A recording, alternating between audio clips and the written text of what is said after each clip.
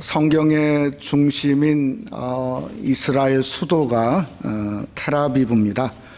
텔아비브에 대한 성경적인 이름이 뭘까 보면 욥바라고 합니다. 욥바가 어디 나오냐면 사도행전 10장에 베드로가 욥바에 있는 피장 시몬의 집에 우거할 때에 로마의 백부장인 고넬료가 사람을 보냈죠. 그래서 만난 곳이 욥바입니다. 그러니까 세계를 향한 기독교의 시작이 어딘가 하면 텔아비브다, 이렇게 생각을 할 수가 있죠. 근데 유대인들은 한 번도 욥바를 텔아비브를 수도로 생각해 본 적이 없습니다. 처음부터 유대인들은 시온 성인 예루살렘을 수도로 생각을 했습니다. 근데 문제는 전 세계 어느 나라도 예루살렘을 수도로 인정하기를 그동안 꺼려한 거죠. 첫째는 종교적인 이유가 있죠. 이슬람이라고 하는 엄청난 그러한 갈등이 바로 예루살렘 한복판에 있지 않습니까? 또 민족적으로도 팔레스타인 사람들과의 어떤 그 갈등의 정점이 바로 이 예루살렘에 있습니다. 그러니까 예루살렘은 뭔가 하면 어떤 인간의 문제의 그 정점의 요소가 바로 예루살렘에 있거든요. 그러니까 인정할 수가 없다는 거죠. 또 우리가 잘 아는 대로 지난 주간에 덜컥 트럼프 대통령이 예루살렘을 이스라엘의 수도로 인정을 했습니다. 그래서 중동에 참 이게 뇌관이 터진 그런 상황에 있는 것 같습니다. 저는 이것을 보면서 무슨 트럼프 대통령의 신앙적인 것 때문에 인정을 한 것 같지도 않고 어떤 정치적인 아집만이 있었다, 이렇게 생각하기도 이렇게 쉽지 않은 것 같습니다. 저는 뭘로 보냐면 시오니즘의 부활로 나름대로 생각을 합니다. 우리가 소위 말하는 시오니즘은 두 종류가 있습니다. 유대인들만 생각하는 시오니즘이 있어요. 또 기독교인들이 생각하는 시오니즘이 있습니다. 유대인들의 시오니즘은 뭔가 하면 예루살렘을 그저 자기들의 메시아의 왕국으로 삼고자 하는, 그게 유대적인 시오니즘이에요. 또 하나는 기독교적인 시오니즘은 뭔가 하면 그저 예루살렘이 회복해야만이 다름 아닌 예수님의 재림을 앞당길 수 있다. 그래서 예수님의 재림 전에는 꼭 예루살렘이 회복되어야 된다 하는 소위 말하는 Back to Jerusalem 무브먼트죠. 예루살렘으로 회복되어야 되는 그런 운동이 기독교 안에서도 이렇게 일어나고 있습니다. 저는 문자적으로 시오니즘에 대해서 어떤 문자적인 해석이나 아니면 어떤 세대주의적인 해석은 상당히 어려움도 많고 문제가 많다는 것을 알고 있습니다. 그럼에도 불구하고 예루살렘의 어떤 이번의 결과가 사실은 어떤 결과로 어떻게 치닫을지는 사실은 저는 잘 모릅니다. 정말 중요할 게 뭘까 생각해 보면 오늘 요한계시록 14장 1절 말씀이 정말 거기에 중요하다고 생각합니다. 그는 거기에 뭐라 했으냐, 보라 어린 양이 시온산에 섰고, 그러니까 어린 양이 예루살렘 시온상에 서 있다는 거죠. 이건 뭔가 하면 어린 양 예수 그리스도가 시온산에 서 있는 영적인 시오니즘, 이게 우리 신앙인에게는 가장 중요한 거죠. 그러니까 재림의 시기가 언제고 예수님이 빨리 이게 예루살렘이 회복돼야 재림이 그저 재촉된다, 이것도 문제가 있고 재림의 때를 우리가 정하고 말하는 것도 사실은 문제가 있지만은, 그러나 말세를 사는 성도의 소망과 열망이 뭔가 하면 어린 양 예수 그리스도가 시온산에 서 있음을 보는 게 말세를 사는 성도의 열망과 소망이 된다는 겁니다. 왜 시온산이 중요하고 시온이 과연 무엇을 뜻하는가? 문자적으로는 예루살렘입니다. 근데 문자적인 예루살렘, 이게 그뿐만 아니라 영적인 게 중요하죠. 영적인 시온은 거룩한 곳입니다. 하나님이 거하는 곳이에요. 또 하나님께 예배하는 곳이 시온입니다. 또 하나님의 마치 둘러주심과 같이 하나님의 안전한 보호가 있는 곳이 그게 시온이라고 하는 거죠. 그래 우리의 성도의 노망, 성도의 꿈이 있다고 한다면 영적 시온이에요. 1절 말씀처럼 예수 그리스도 어린 양이 시온산에 있는 거죠. 오늘 여기에 보니까 그저 주님이 그 시온산에 서서 계시는데 마치 그 모양이 못 같냐면 그저 누가복음 15장에 탕자가 아들이 돌아오기를 서서 기다리는 그런 아버지의 모습을 우리가 볼 수 있다는 거 아니겠어요? 더 놀라운 것은 예수님 어린 양만 서서 계시는 게 아니라 1절 중반절에 보면 14만 4천이 예수님과 함께 서 있다고 하는 것을 성경에서 말씀하고 있다는 거죠.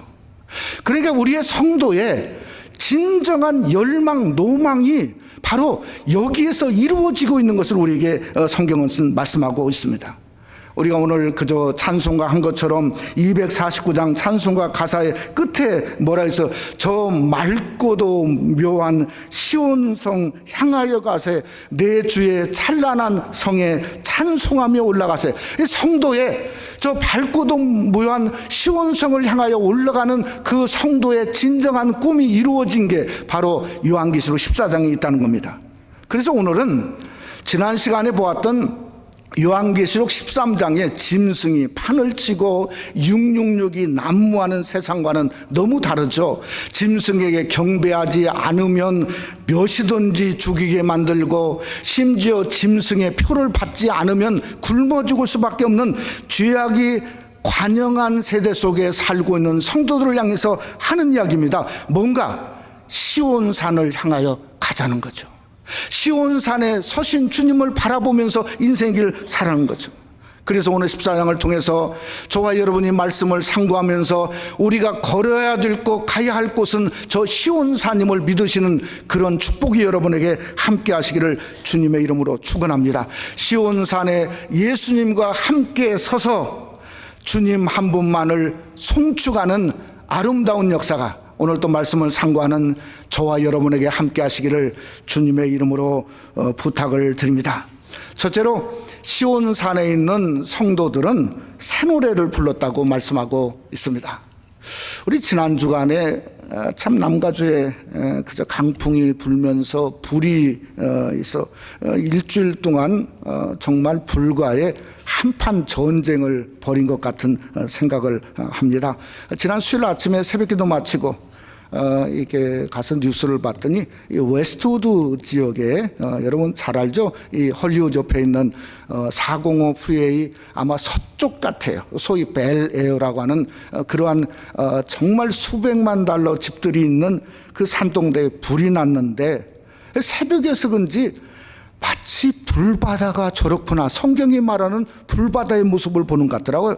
이 방송하는 기자가 뭐라고 했냐면 아마겟돈 전쟁이 일어난 것 같다 이렇게 말하더라고요. 또 하나 저기에 보여진 것 중에 하나가 수백만 불이 혹가는 집에요, 소방관들이 그냥 들어가서 호수를 막 미고 들어가 아무 데나 하여튼 뭐 그저 물을 뿌리는데 그 모습을 이렇게 보면서 제가요 한 단어가 생각났어요. 무슨 단어냐면 세이브입니다. 세이브. 타서 잿더미가 되는 것보다 그냥 어떤 그게 얼마나 비싼 거는 모르지만은 그냥 물에 젖고 더럽고 발로 밟힌다 할지라도 어떻게든 이것을 타다 남은 이거라도 세이브하자, 그러면 되겠다, 그러면서 뿌리고 있는 그 모습이 바로 거기서 그걸 생각이 됐어요. 제가 왜 그걸 생각이 됐냐면 요한계시록 13장에 있던 성도의 모습이 뭡니까? 짐승의 세상, 666이 난무하는 세상 중에 요한계시록 13장 10절에 이런 말씀이 있죠. 사로잡힐 자는 사로잡혀 갈 것이요 칼에 죽을 자는 마땅히 칼에 죽을 것이니 성도들의 인내와 믿음이 여기 있나이다. 그러니까 폼생 폼사로 살아난 게 절대 아니죠. 뭔가 정말 목숨 걸고 가다가 마치 욕과 같이 전부 잊어버리고 살 수도 있고 어쩌면 그것마저도 다 잃어버릴 수밖에 없는 그러한 상황 속에 시온산에 가게 되었다는 거죠. 오늘 14장에 와서 그 영광의 시온산에 가니까 세이브한 것 자체가 아니라 뭐가 오늘 성경에 보여지냐면 시온은 하나님, 거룩한 하나님의 성산이라는 거죠. 그러니까 시온에 간 그 자체가 뭔가 영광 중의 영광입니다. 마치 찬송가의 가사처럼 영광일세 영광일세 내가 누릴 영광일세 은혜로 주 얼굴 배움나니 지극한 영광 누구의 영광이라고 내 영광일세. 그러니까 성도가 그저 세이브 구원받는 것이 성도의 목적이 아니고 오늘 계시록 13장은 뭔가 시온의 영광, 저 빛나는 시온의 영광이 아침에 놀라운 것이 바로 그게 영원한 영광, 나의 영광을 요한계시록 14장에서 우리에게 말씀하고 있음을 믿으시기를 주님의 이름으로 축원합니다. 왜 그런가? 정말 그럴 수밖에 없죠. 1절에 그 이유를 중반절에 이렇게 말합니다. 그들의 이마에는 어린 양의 이름과 그 아버지의 이름을 쓴 것이 있더라. 그러니까 성도인 저와 여러분의 그저 이마에는 새겨진 거죠. 인친 건 뭔가 예수 그리스도의 이름이 인쳐진 줄을 믿으시기를 주님의 이름으로 축원합니다. 그러니 영광이죠.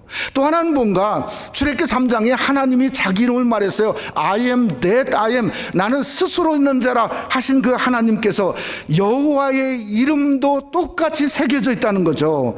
그래서 우리는 뭔가 시온에 들어간 자체가 말할 수 없는 영광과 영광에 우리가 들어갈 수 있다는 거죠. 이건 우리가 요한계시록 13장에 말하는 짐승의 표와는 전혀 다른 거죠. 지옥불에 들어가는 표와 저 시온의 예수 그리스도의 이름 인치심을 입고 은혜로 영생의 마크를 달고 시온의 영광을 향해 달려가는 그 길은 비교할 수 없다는 거죠. 오늘 14만 4천이 그 시온의 영광 속에 들어가서 특별한 노래를 부르게 되었다고 성경은 말씀하고 있죠. 여러분, 그 노래의 이름이 뭔가 하면 뉴송입니다. 새로운 노래, 새 노래를 불렀어요. 새로운 노래는 새롭게 작사한 그런 게 아니라 구속의 노래입니다. 죽었다가 살아난 노래죠. 영생의 기쁨을 가지고 예수 그리스도 안에서 부른 성도의 노래가 바로 그게 뉴송이라는 거예요. 근데 더 놀라운 건 새 노래를 불렀는데 그 새 노래를 어떻게 불렀냐면 그들이 오늘 성경에 보니까 구분해서 불렀어요. 구분해서. 뭐라고 말했냐면 계속해서 말합니다. 3절에 그들이 보좌 앞과 내 생물과 장로들 앞에서 새 노래를 불렀어요. 그러니까 14만 4천 우리 성도가 그저 보좌, 내 생물, 24 장로들 앞에 따로 나와가지고 구별지어서 분리되어가지고 그 노래를, 새 노래를 부르게 되었다는 거예요. 아니, 왜 구별지었을까 생각해 보니까 그게요, 이게 뭔가 하면 하나님이 우리를 시온산에 부르신 목적이 여기 있더라고요. 다른 데 있는 게 아니라. 왜 구별됐냐면 우리의 삶이, 신앙이 헛되지 않았다는 거죠. 땅에서 예수 그리스도의 십자가를 믿고 주님을 의지하고 사는 것이 헛되지 않았다는 거죠. 그것뿐만 아니라 주님이 당신의 이름으로 인친 그 예수 그리스도의 이름이 결코 헛되지 않아서 영광의 시온산에 그 이름 때문에 들어갔다는 거죠. 말을 바꿔서 말하면 우리가 하나님 앞에 섬기는 믿음이 헛되지 않고 우리가 어렵고 힘들어도 주님 앞에 예배하는 예배가 헛되지 않고 우리가 하나님을 찬양하고 찬양하는 그 놀라움이 우리 삶 속에 결코 마지막 날에 헛되지 않았다는 겁니다. 또 무엇이 헛되지 않았는가? 고린도후서 4장에 보니까 우리의 모양이 질그릇 같은데 사방으로 우겨쌈을 당하여도 쌓이지 않고 예수 그리스도 한 분만을 보배로 모시고 사는 성도의 삶을 보니까 그게 시온산에 들어가서 보니까 그게 너무 자랑스러운 거예요. 그러니 말하지 않아도 먼저 그들이 14만 4천이 앞에 나와서 우리를 구속하신 그 구세주 예수 그리스도에게 뉴송, 새로운 노래를 앞에 서서 불렀다고 성경은 말씀하고 있다는 겁니다. 사랑하는 성도 여러분, 여러분의 신앙이 헛되지 않은 줄을 믿으시기를 주님의 이름으로 축원합니다. 여러분이 아무리 힘들어도 믿음으로 사는 믿음은 헛되지 않습니다. 저는 목사이기 전에 성도입니다. 제가 성도로서 지금까지 섬기면서 제가 단언하건대 정말 하나님 앞에 신실하게 섬기는 성도의 모습을 제가 성도서 볼 때 헛되지 않다는 거예요. 하나님을 섬기는 섬김은 결코 헛되지 않다는 겁니다.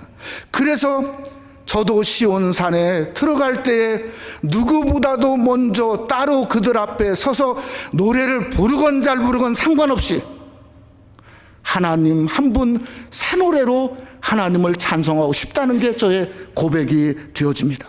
여러분, 사도 바울이 부활장을 말하면서 그 많은 부활에 관한 이야기를 하면서 고린도전서 15장 58절에 이렇게 사도 바울이 고백했습니다. 우리 한번 사도 바울의 고백을 한번 다 같이 한번 읽어보죠. 그러므로 내 사랑하는 형제들아, 견실하며 흔들리지 말고 항상 주의 일에 더욱 힘쓰는 자들이더라.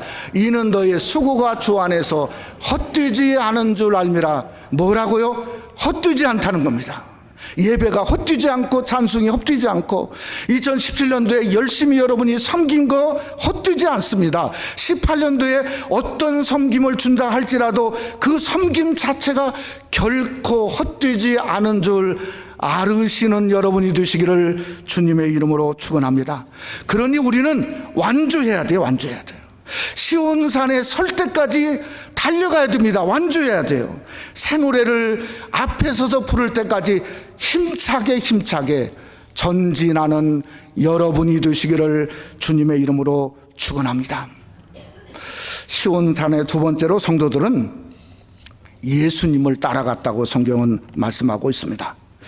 제가 지난주일 설교를 마치고 오후에 당위를 하고 또 오후에 집에 갔는데 보통 주일날 오후에는 제가 파김칠 정도로 피곤하거든요. 소파에 이렇게 덜컹 앉았는데 갑자기 성령이 강하게 저에게 역사했어요. 성령이. 그런 경우가 많지 않은데 성령이 강하게 역사를 하는데 그게 성령이 더 수고했다 이런 게 아니고 지난주일 설교에 대한 하나님의 부족함을 책망이 성령의 부어진 가운데 오게 됐어요. 지난주에 여러분 기억나시겠지만 요한계시록 13장에 이 사단의 하수인인 그 한 짐승과 또 다른 짐승 11절에 비교해서 보았죠. 차이점이 뭔가?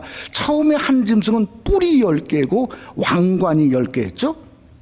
그런데 똑같은 사단마귀인데 11절에 또 다른 짐승은 뭔가?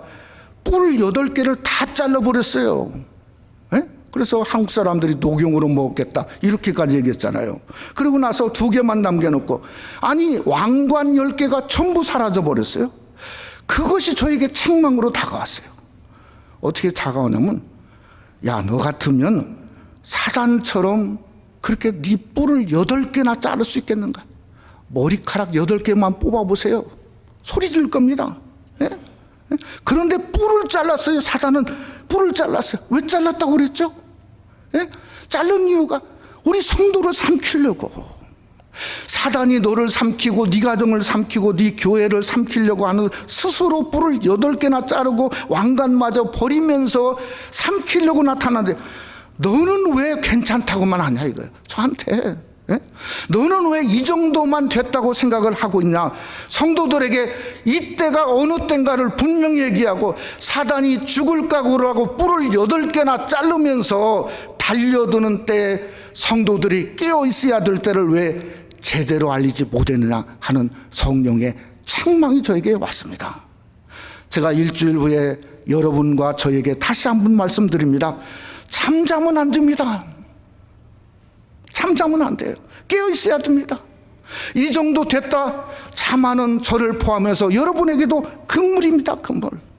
그래서 우리가 정말 사단도 자기의 뿔을 8개나 자르고 2개만 남겨놓고 그저 왕관마저 버린 그 모습을 보면서 우리가 깨어 있어야 되지 않겠는가?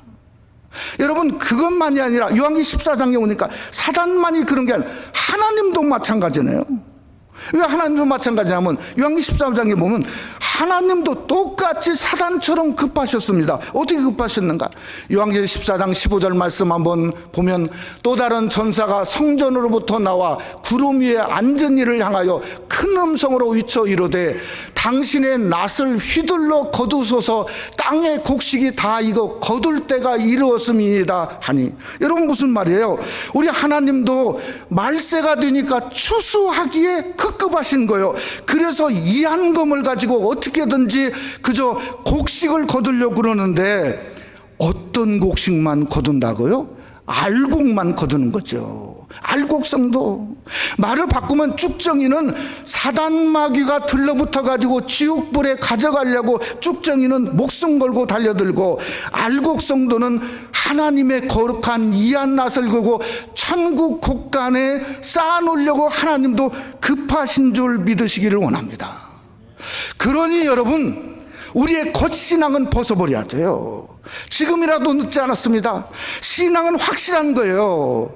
확실하지 않으면 사단 마귀가 역사할 수밖에 없다는 겁니다. 사단은 뿔까지 자르고 우리에게 덤벼드는데, 우리는 왜 그저 오늘 또 편안만이 우리 신앙에 그저 뭔가 마치 신앙의 목적이 편한 걸 생각합니다.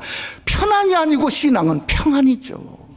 어렵고 힘들어도 주님이 주신 평안 아닙니까?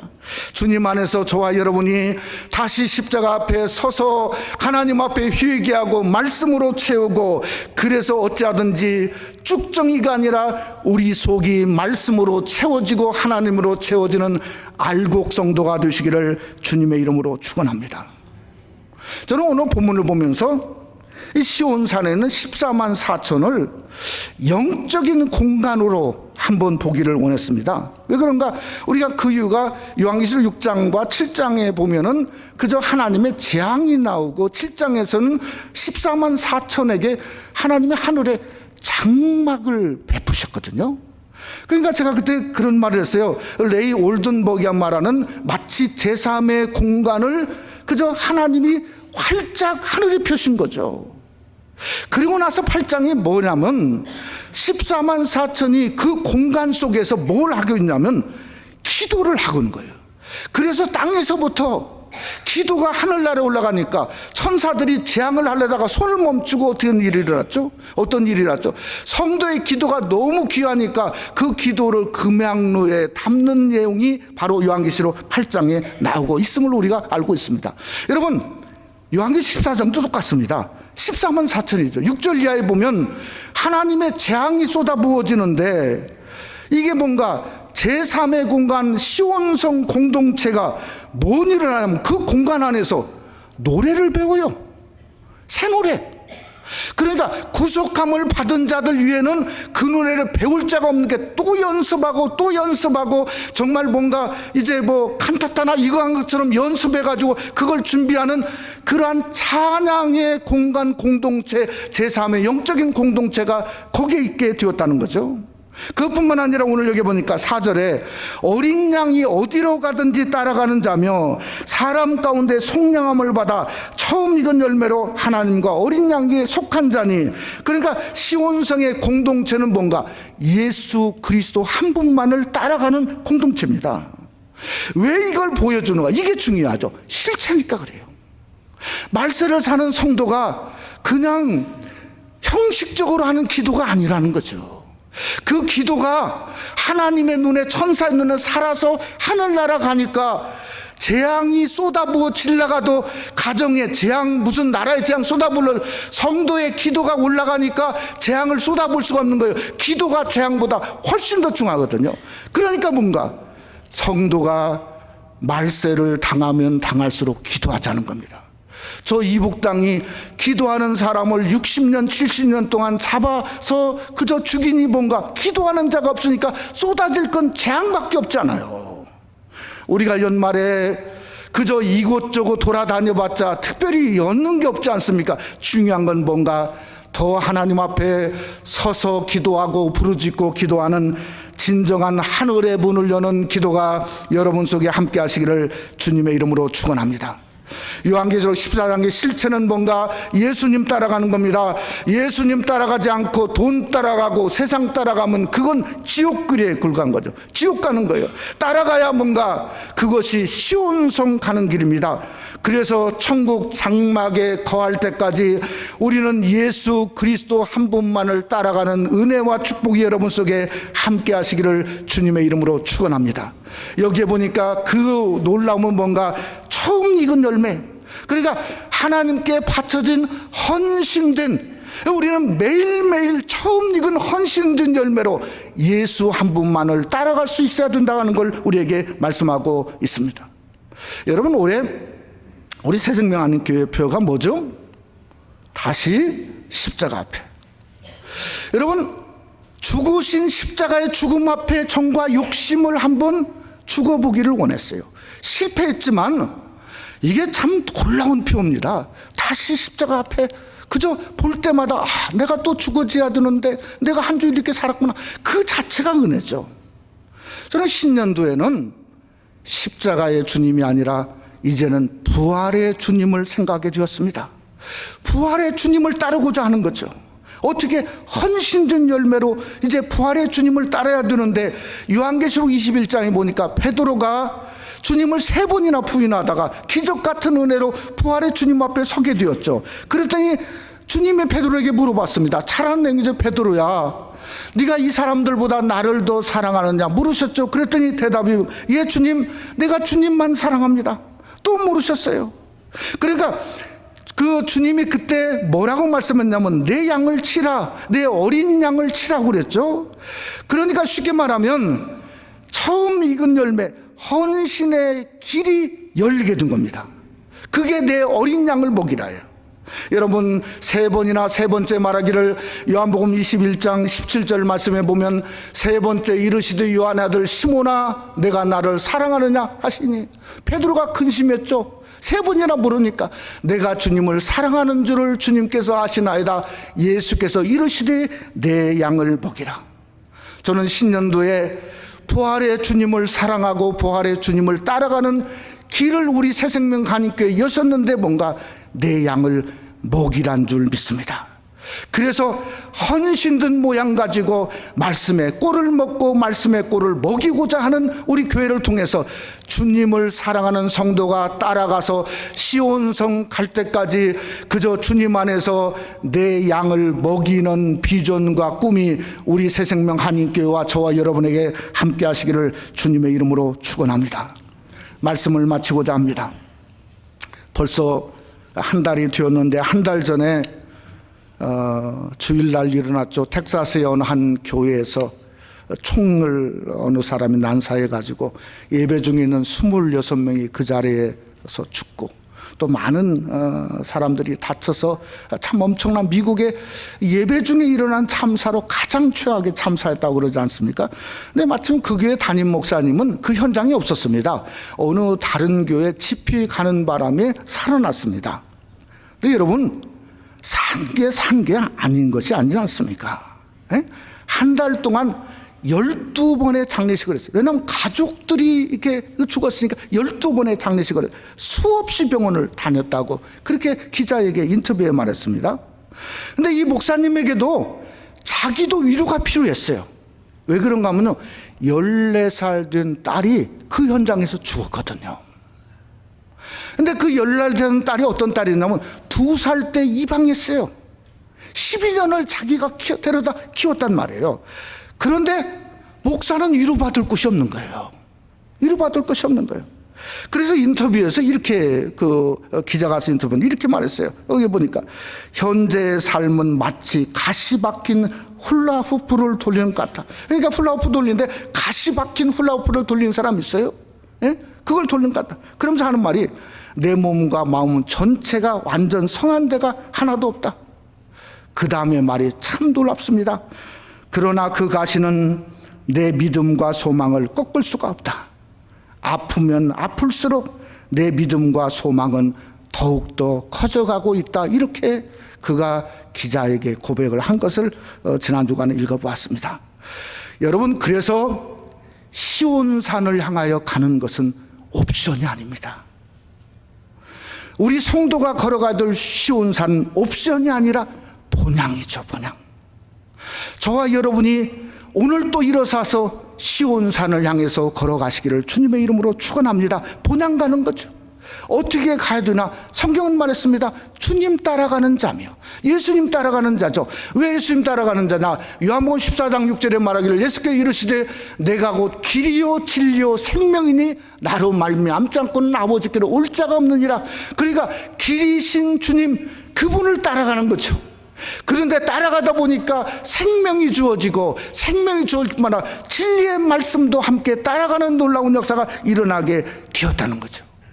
여러분, 요한계시록 12장에 한 여자를 통해서는 성도여 깨라 하는 것을 우리가 보았지 않습니까? 지난 시간에 짐승을 통해서는 뭔가 일어나서 믿음으로 싸우라 하는 음성을 들었습니다.